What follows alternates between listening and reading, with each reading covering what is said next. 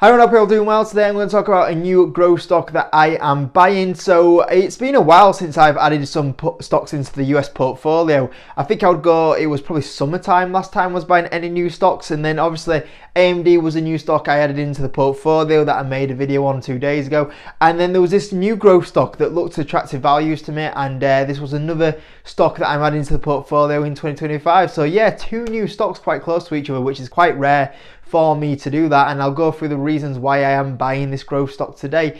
What made me laugh is I did the video on AMD and I got accused of like copycatting some other investors, which made me laugh. I think a few weeks ago there was one that saying that I copied the patent investor, and I was like, I don't even know who this guy is.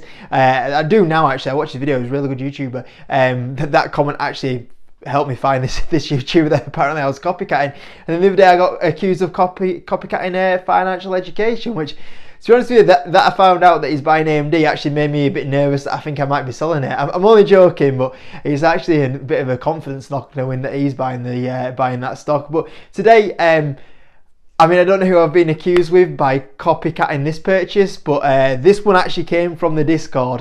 So that's where it actually came from, but we'll see if this is once again called a copycat pick off someone. I don't know who it'll be anyway. Maybe it turns out financial education's buying it. We'll see what happens in the comment section, but hope you enjoyed the video, guys. Let's get started. Now, talking about the Patreon and the Discord, if you do want to join, link is in the description. £5 a month. It is going up on either Thursday or Friday this week, guys. It's your last chance to lock in at the cheaper rates, and then it's going to be going up by 20%. So if you want to save yourself £10-15 a year, now is your time to get on. The reason why it's going up is because Patreon keep reminding me it's been 54 months since you changed the pricing on your Patreon, and I thought that is very true. And when we first started doing Patreon, there wasn't really that much benefits apart from my live buy and sell alerts. Now you get my live buy and sell alerts, you get the Discord, and also get 2 exclusive videos a week. So it has to reflect the amount of time and content that's on there as well. So if you do want to support the channel, go do that. That's where I got the pick from about this one that I've been buying, and also AMD. I'm sure AMD was a suggestion from someone on the Discord as well. So that's where quite often a lot of my picks actually come from nowadays, especially like Audioboom. That was another new stock that actually came through the Patreon. So yeah, if you do want to join, the link is there for you guys. And I've seen a lot of you guys joining Trading 212 recently. If you do want to join, links in the description. You can get a free fractional share worth up to £100 if you want to start investing. So let's get started on today's video. The stock that I've been buying is New Holdings. This is a new growth stock into my portfolio. Pretty large company, 53 billion market cap, not anything quite small. 30 times earnings. That PE though is, if you start looking on a forward basis, does certainly drop very quickly. Founded in 2013, so a relatively new company. You can see here it's headquartered in São Paulo in Brazil, which is obviously Latin America, and is a company that mostly operates in Latin America. We'll take a look at that in a little bit of a second. Stock price wise, it IPO'd around $11, had a big fall off during the 2022 stock market crash, as you can see here. Went all the way down to $3. Had a bit of a run up though through 2023-24, did very well, but now it's had a bit of a pullback. So from IPO levels, it's actually it's actually down a bit since its IPO levels, and currently right now, after it peaked around the 8th of November, the stock is currently having around about 26% dip at the moment. So I have started buying the stock on this little dip a couple of weeks ago. Looking at what they do, so they are a digital bank, and the digital bank that operates in Latin America. If you follow the likes of Mercado Libre, which is an investment I have in Latin America, obviously you've probably seen Mercado Pago that operates over there. There's a big growth for digital banking in the likes of Latin America. It's very much behind the likes of the US and the UK, for example, and there's a lack of really big digital banks over there. So a lot of these new companies that have been coming up in the last kind of 10 years, like especially after the CV situation, has kind of there's been a big boom in the adoption of Latin America banks over there at the moment, and New Holdings is a company that's taken a big advantage of that, especially in Brazil. So it originally launched in Brazil, as you can see here, and you can see really from when the pandemic hit, that was what caused a big speed up in the likes of the digital banking. As you can see here, they did launch in Mexico just before 2020, and they did launch in Colombia around about halfway through 2020, 2021. So they're only really in Brazil, Mexico and Colombia, with Brazil making up the biggest amount of their customer base. So you could say that it's good that they're concentrated in these areas and then there's the room for expansion. You could argue the case that this could be a negative because a lot of the revenue comes from likes of Brazil, and if anything was happened to the Brazil economy, political risk, for example, it would hurt them massively. So look at that how you want. Is it a positive that there's a lot of more room for them to expand? Is it a negative that they're only currently exposed to Brazil at the moment? I would say that it's probably positive if you're looking at the long term over, a 15-year period. There's definitely a lot of room for them to expand to. They've got 109 million customers, as you can see here, and also that there is a customer growth of 20% year over year, which is obviously very good. A lot of people still coming on at the moment. 56 of the adult population in Brazil. That's pretty impressive, isn't it? 84 monthly active rate. Revenues growing at 56%, FX neutral year over year. So one of the big things that you'll see with a company like this is because it's reporting in US dollars, is that obviously they get all the currency in from Brazil and then they have to convert it. Sometimes you could see a big impact on the revenue when it gets converted across to US dollars. Any of you guys that are aware of Airtel Africa, another investment that was kind of in the FX space, sometimes if there's a movement in the currencies, it can sometimes wipe out some of these gains a little bit. But a lot of these companies at the moment, like Mercado Libre, they've gotten away with it because they grow so fast they can outgrow some of these FX impacts, and obviously that's happening at the moment. Gross profit growing faster than revenues, which is really good. That's a sign that they are getting to the point where scale is leading to big amounts of profit growth, as you can see here. Good profit margins at 46% here. Net income once again growing at 107%. So once again, this kind of shows that scale's kicking in. When your profit is growing faster than your revenue, that shows that you kind of put a lot of investment in, and now you're kind of getting the rewards on the profit point of view. And you're seeing margin expansion, which is great to see. Now, what I like as well is that they are the people that come into this platform just keep using the platform more and more. So it's one of those that they get on the platform and that's not it. They don't just stay stagnant. They get on the platform and they use the likes of New Holdings more and more through the likes of the lending space, the credit space. And as you can see here, when you look at the previous cohorts, if you go back to 2019 and it says earlier, that cohort's growing at 41%. The 2020 cohort is still growing at 124%. So it's not that they just attract onto the platform and it's dead. They get these users on the platform and their old cohorts are still growing massively, which is great.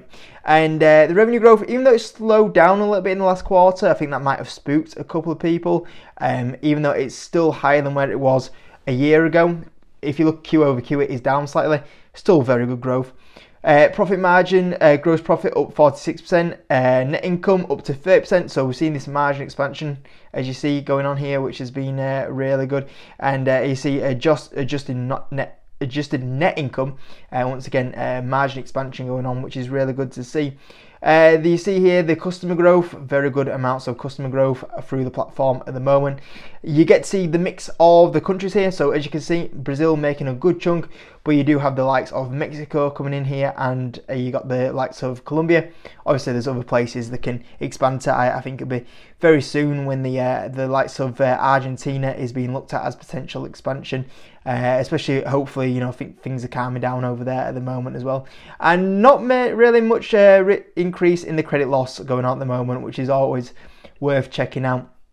Now, why is the stock kind of down? Well, the reason why the stock's had a bit of a dip recently is to do with the macro environment over there in Brazil. Obviously, they have big exposure to Brazil, and this is kind of the risk with this sort of space, is that there can be some political impacts going on at the moment, or geopolitical impacts, and there's a few concerns over the Brazilian economy, some concerns around the Brazilian the currency at the moment, and obviously if there's a devaluation going on with the Brazilian currency, we end up in a situation where the revenue growth looks very good, but then you get devalued on a currency point of view. You need to outgrow the currency devaluation.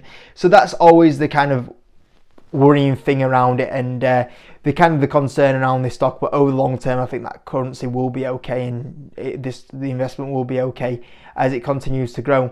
Looking at the company as well, it's currently at a forward P of 18. That's because we've seen the profitability grow rapidly and the revenue grow rapidly, which I think 18's definitely when you look at risk to reward, there's definitely a bit of reward there for the currency risk that you do take on here. And just to kind of show you, the lowest that the PE has ever been on new holdings is 28. Now obviously it's on a forward PE, but if the stock stays at the current share price, in 12 months time we're going to be down to 18, which is half of what the lowest has ever been at. So either we're going to see the lowest ever P fall in half, or the stock is going to go up by a good chunk here. So we'll see what happens. That's an indicator that it looks a bit cheap to me. Mercado Libre currently trades at 63 times earnings, so the market does sometimes like to throw a premium on some of these Latin America stocks. I think New Holdings definitely has a little bit more risk because it isn't as diverse on its revenue income streams as Mercado Libre. And also with Mercado Libre, you've got like the retail aspect, you've got the e-commerce, you've got the advertising, you've got the payment. So Mercado Libre income streams are a lot more diverse. So I think it will trade at a bit more of a premium because it's a better company and it's got a more diverse, safer income stream. So I think Mercado Libre will always be a bit more of a premium than New Holdings. But to say that Mercado Libre is at 63 times earnings and New is currently sitting at 31 times earnings, 18 forward times earnings, I think we'll see probably, yeah, it's going to trade at some discount, but I'm only expecting maybe like a 30% discount to Mercado Libre, and I would expect it to trade somewhere between like 30 to 40 times earnings going forward. So yeah, if it goes to 18 forward P and in 12 months time we're at 18p, yeah, I would expect the share price to be a lot higher from where it is right now at the moment. And you can see that big growth in revenue and profit and historic performance going on here. Financial health wise as well, pretty decent balance sheet. I don't know why Simple Wall Street isn't picking it up as a bit better than what it is. 27% debt to equity and a nice healthy cash balance going on here at the moment. Warren Buffett also is a big backer of New Holdings if you want a bit more of a confidence boost. The only thing is that he's been in this stock for many years now. So he was actually selling some of his stake. He did do a 20% reduction in his stake in New Holdings, which to be fair, I was like, yeah, that's a few people using that as a bit of a negative that Warren Buffett's selling a bit of his stake, but I would take it a bit of a positive. Like if Warren Buffett, or people will say, well, it wasn't Warren Buffett, it'll be Todd or Ted that probably might have done this investment, but if Berkshire Hathaway are back in this business here, that's a stamp of approval. Like they were like, yep, we're willing to put our money into this sort of business. 20% reduction, probably the reason why is that they've been in this stock for many years and they're probably going to just lock in some profit here. I'd be more worried if they kind of got rid of all of the holding. That would be probably the bigger concern to me. And looking at the next 2025 forecast, you can see a big increase on the EPS side of it and expected 33% revenue growth in 2025. So that'll be very good. Now looking at some numbers here, I've gone very conservative because of the risk of the FX impact. So you'll see here on my revenue growth side of it, I've done 15, 20, 25%. Like I said, you look at this year's numbers, they've just come off 47%. Next year is a pretty big slowdown at the moment on analyst expectations of 33%. I've gone even lower. You know, on my numbers here, I'm on 15, 20, 25%. So I've priced in some impact from an FX point of view. Profit margins of 17, 19, 21%. So I'm assuming some profit margin expansion going on here. Considering the company at the moment, let me just check what they're currently doing at the moment. Yeah, the forecast is short of 20% profit margins going forward in 2025. So yeah, pretty conservative already on the profit margin. I'm not really focused too much margin expansion on the top side. They could even push maybe towards a 25% profit margin and on a multiple of around about 20 times earnings. So you can see here 74%, 130%, 199% on the really high side. So yeah, even on the low side, I'm getting good numbers here. On the high side, yeah, nearly 200% return. And that's, like I said, that's quite conservative because realistically, best case scenario, I think there's some, I think this could be 30 times earnings, which is really nice. I think maybe even 40 times earnings, which, yeah, we don't normally get those sort of numbers come on here.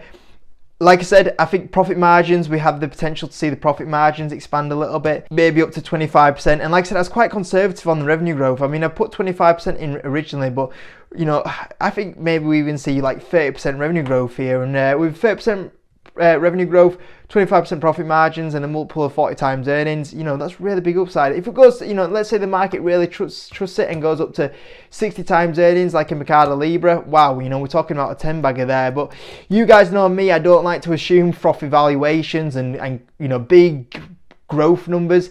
Obviously, if it does really hit, like we're talking execute to perfection, you know, we were getting very high numbers on the return coming up there, which would be very exciting. But obviously, you guys know me, I don't like to throw out on thumbnails saying this stock is going to 100x and stuff like that. Does it have the potential to be a big returner? Yeah, if it really executes, it could be a really big return. But even if we're just a little bit cautious here, you know, we're talking smaller amounts of revenue growth, profit margins expanding, but not that much expanding than what the potential there could be. Market average valuation, there's still good upside here, but if we're talking they really execute on the numbers, the market throws a big multiple on it, yeah, there is potential for this stock to do really well. So yeah, there's risks here, there's risks with the political factors and the countries they operate in and the currency impacts, but when you look at the reward, yeah, hey, if it works out for you, you've got the reward, and that's what every investment comes down to, isn't it? You know, the risk to reward, and there's a slight more risk, I would say, with this one, but when I look at the reward, there's definitely more reward on this one than the average stock I'm normally buying as well at the same time. So I like this one. It has the more potential to be a bigger return than Mercado Libre, but it's more risky than Mercado Libre. So for that reason, I will be keeping it a bit of a smaller position in the portfolio. But hey, you know, sometimes I like these a little bit more risk, you know, stocks with a little bit more risk here, because if you get them right, they do really well for you. You've just also got to remember that sometimes these have the element of potentially going wrong a little bit more and they don't work out for you. But you know, like I said, you know, when you look at it, the reward side of it, if it was to execute to perfection, even if you have a smaller position, it would look a very nice winner for you. So yeah, I like it. Yeah, it's been a while since we've added a big growth stock into the portfolio. A lot more stocks have been a bit more value based, but this is kind of the first growth stocks one of the first growth stocks for a long time we've added into the portfolio. So it's exciting. Hope you enjoyed the video anyway, guys. Let me know what you think of this one. Apart from that, hit the like button, subscribe. We're near 17,000 subscribers. If you get me there, I'll do a live Q&A session for you guys on the YouTube channel. Apart from that, see you in a bit.